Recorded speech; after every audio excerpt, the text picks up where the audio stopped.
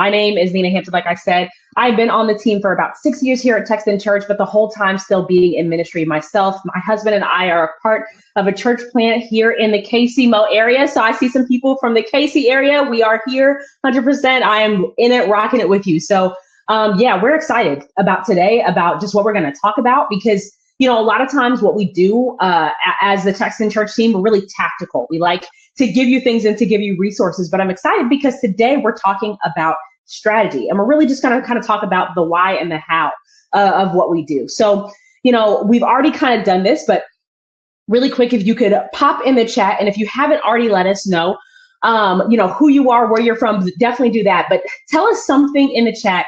What's something that your church is doing or trying to do to follow up with your guests? If you have something new that you're trying out with your follow up, let us know that in the chat, because the whole reason why we're jumping in today is something that I think we're all a little bit worried about when it comes to our follow up. And what if our follow up sounds robotic?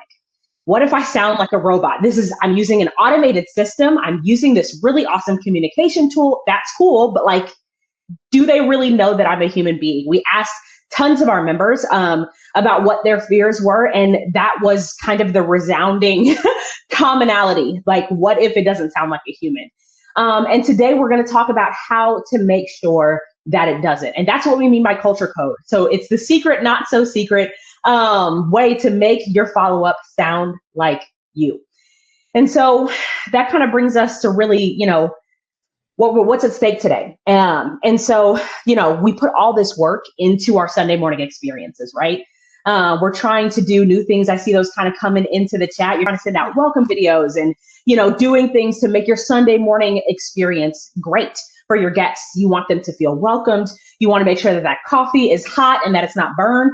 You want to make sure that those seats that are for your first time guests in the sanctuary or in the parking lot are well marked, and that your welcome team is ready to go. You've got the gifts in hand. You've done all the things, right? But if you don't make sure that follow-up that happens the same day, later on that day and that week and the weeks to come is just as warm as that Sunday morning experience, then people will not come back because it feels inconsistent, right? They came to church, they had a great experience, but all of that warm hospitality fell off as soon as I got that first email. That cold messaging that a lot of us, I think, are prone to do. I know I've been on the team for some years. Alisa has too. And we can both attest to seeing so many different churches, and we've even been guilty of it ourselves, of sending out really just stoic, cold messages. Party with the pastor starts at 8 a.m. Be there if you want to connect with someone. Cool, thanks. I don't think I'm going to come now. You know what I mean? And so, we want to make sure that when your messages sound like your real church, that people are able to connect to who's really there, and they're able to kind of feel connected from Sunday to Sunday, if they even come back that next Sunday. But that's the hope, right? We're praying that they become a part of our church family. And so that's what today is all about. And yes, we do have an easy button for you at the end that we're going to get into. So Alisa's going to walk us through that to get through the strategy. But today's goal is to make sure that your follow-up sounds like you. Again, this is the common fear that we've heard from so many people. It's like, man, what if I don't do this whole automation piece well? What if it sounds like they're talking to AI and it's not a real person and they're wondering if it's real? And that happens so often. I know that I've been messaged before through text in church, somebody at my church, hey, is this a real person? And I get to say, yes, it is actually. My name is Nina. I go to the church. I live in Kansas City, and I get to kind of introduce myself. And so that's what we're here to do. We're here to make sure that we hone in and figure out how to make follow-up sound like us. And that's when we're going to get into this culture-coded strategy. And by culture-coded, what do we mean? We mean messaging that sounds like you. And so one, we're going to create messages that sound like you, that reflect you and who you are, your personhood in your messages. The second thing we're going to do, the second part of the culture code strategy, is to match the voice to the person. And we're going to get into all this here in just a couple of seconds. And 3 is to know your context. Okay. These are the 3 ways that we're going to build a communication culture that's culture coded. So why don't we just go ahead and dive into the first one? And this one is kind of an area of passion for me. And it's to write like you talk. Now, again, because I can use some kind of insider language for us because we're all members, right? We all know that there are templates galore inside of Text in Church. But your template is not your finish line. It is starting blocks. I ran track in high school. And so track analogies are all that I talk in sometimes. And so our templates in the system are starting blocks to get you a good start in the race when it comes to follow up, but they are not the finish line.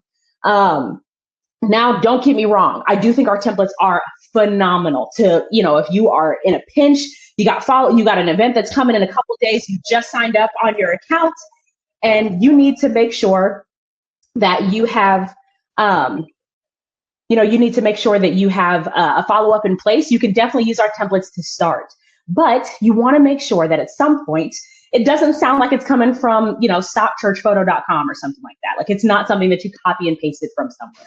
Mm-hmm. It's really important to take an honest evaluation of your church's culture and communication so that you can authentically reflect that in your communication. So I'll give you a really great example. So, and I think it's really pretty simple too. The church that I grew up at, my home church, kind of where I first got involved in ministry, had a really lovely long name called Sheffield Family Life Center. Okay, Sheffield Family Life Center. The little neighborhood that we were in Kansas City was called Sheffield. And so that is the entire name of the church. It's plastered on all the legal documents, side of the building, the whole thing. There is no one who calls it Sheffield Family Life Center whenever we talk about it. Nobody. Like, none of us said that. It was either Sheffield or SFLC. Like, we abbreviated it.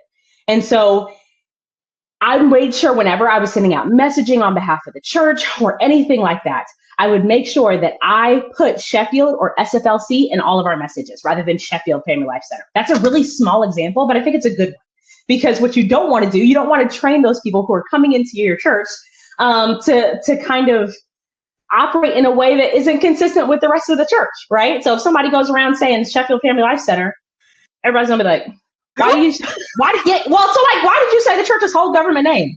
Like, just Sheffield. That's okay. That's enough. You think about how warmly that you would talk to one of your guests. That's what your messaging should sound like too. But as true as that is, I will say, if I could have a word of caution here, right? I would stay away from really super churchy, exclusive language. Mm. And this one is like, I feel like it's such a pitfall. And Alisa, back me up here if you have any experience with this. But like, we love to name things in ministry. Okay. We love to like pray and like, Lord, what are you calling me? What do you want us to call youth ministry? What do you want us to call the women's ministry? What do you want us to call? And so we have this way of naming things, these really great, awesome names. We have ways of naming rooms in our churches that are really beautiful, creative names. So much so that people don't know where to go or what's going on. Okay. I have another. We had a table that someone wanted to name. Yeah. Oh, like, Lord. We don't need to name a table. So I can relate too hard to that. Oh yeah. So in the church that I grew up at, and this is the thing, at the time, in hindsight, I had no idea, right? But now, like, looking back and reflecting on it, I was like, I get, my heart hurts. So we had our fellowship hall downstairs, basically like our classrooms. Mm-hmm. They were called the Koinonia Hall, okay? Because koinonia in Greek it's fine. It's fellowship, super nerdy, theology stuff there. So we called them the Koinonia Hall. It was just our classrooms. It was just our downstairs classrooms, but that's what we called it. Mm-hmm. Our chapel was named after the late first lady of our church. Okay. And so our chapel downstairs also was named something specific. And then because those specific names were what they were, we also abbreviated them because koinonia is too much to say. And so we would be like, hey, we're going to have a welcome party or like a celebration party or something like that downstairs in the K. Where's that? Mm-hmm. What's the K? Where are we going? So if you have anything like this in your church, please let us know those stories in the chat. But that's the kind of things that we want to stay away from, because again, we're talking to our guests. We don't want to assume too much that they know all the things or know where that means, especially because if you really want me to get into it, the K, you had to go out the auditorium doors, all the way around to the lobby, over the catwalk, through the children's area, down the stairs, and then back, cut around to the left of the hall. Like it was a jaunt to get there. Like it was not a given. Okay. And it was very confusing. And I saw, now in hindsight, thinking about it, because back then my husband and I were entrenched in youth ministry, so we weren't as much on the hospitality side. But I remember talking to like parents of our students. They're like, "Where's the K at? Where?" Because we would have parent meetings in there, and people who had gone to our church, they're like, "Where's that at? Remind me. I don't remember." Like, because our church was big enough that like you could just kind of get lost. And so, especially when it comes to our guests, we don't want to assume that insider language. Make sure that you're really clear, because again, like you don't want them to get lost in that and assuming that they know things already, because that can make them feel all the more excluded. It can make them feel all the more on the outside. Mm-hmm. Something that I really love to emphasize in our church is that, man, I don't want to take anything that someone does for granted as a guest, right? I believe personally, this is, Nina's, philosophy about first-time guests. The ability to come to church for the first time on that Sunday morning is a step of faith. Yeah. And so I don't want to discourage them all the more by using confusing language, insider things, assuming that they know things that they actually don't, that can make them feel all the more on the outside. No matter what way you slice it, that kind of stuff is confusing, and clarity and warmth and authenticity really builds trust. And that's what we're trying to do, so that they can come back and make our church prayerfully their home. Absolutely. And I just saw Jack's comment. He said, an inside joke is great for the people who know it, but for the people who don't know an inside joke, it doesn't feel good. And so absolutely, I think that just rings true.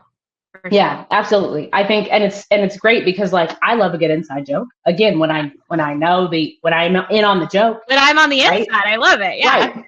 But we don't want to do that with our guests. Maybe there might be some members you can, do that with, but we don't want to do that with people who are coming to our church for the first time. And I think that this kind of really well segues us to the next, our next part, which is to match the voice to the person. So as you're going through your follow-up, as you are really, thinking about not only what you want to say to these first-time guests, but also, who is the contact person? Who is the person who's following up? You want to make sure that is consistent with the tone of voice in those messages. So there's a couple pieces to this one specifically that we want you to think through. So one, think about who is doing the follow-up, who is actually going to be the person who is getting those messages, like who's getting the messages on Sunday mornings, who is the point person. Really think about that, who that is in your church. And then think about, this might be silly, but go with me for a second. Is that person who has those names on those messages, who is being the one who is sending out those messages to those first-time guests, that it's going to say that their email is from, it's going to say that their, those text messages are signed off as, are they actually in a place to be able to meet those people on Sunday morning? And this is the thing, I'm saying this because I am guilty of it. And when I say guilty of it, I mean like as in right now guilty of it. And it's one of those things, I think hospitality is one of those ministries that's pretty forgiving. I got to watch an interview of a pastor who is the hospitality pastor over his church. And he said something similar. He's like, you kind of always get to try again, because first time guests are just that. They're there for the first time.